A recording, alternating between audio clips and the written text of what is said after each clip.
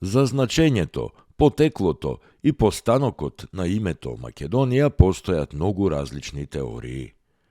Една од генеалогиите за името Македонија е запишана од Хесикиј од Александрија во 5 век, а е сочувана кај Константин VII Порфирогенит во 10 век.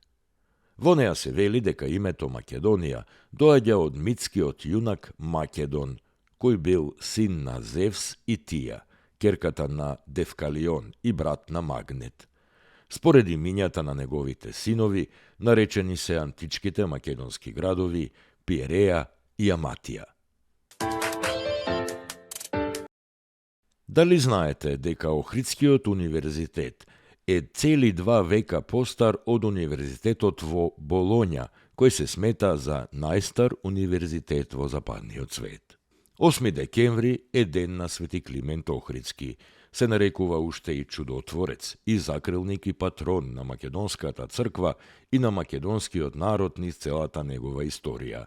Свети Климент е исто така патрон на македонската православна богословија и на Богословскиот факултет, како и на голем број просветни и научни институции во цела Македонија.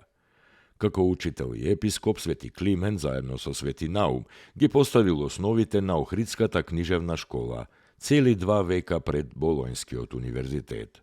Од оваа школа излегле над 3.500 ученици, кои словенската писменост и уметност ја ширеле дури до Киевска Русија. За успешно спроведување на мисијата, кнезот Борис му доделил 3 раскошни дворци, кои биле претворени во училишта и книжевно-препишувачки центри. На подареното место Свети Климент го изградил и манастирот во чест на Свети Пантелеймон, кој подоцна станал седиште на Охридската книжевна школа.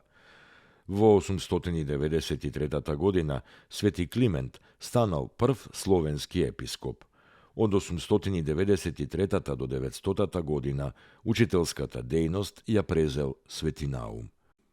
Подоцна, во најубавиот, најмирниот и најчистиот предел на брегот на Охридското езеро, Свети Наум го изградил манастирот Собор на Светите Архангели, каде и го поминал остатокот од својот живот на земјата.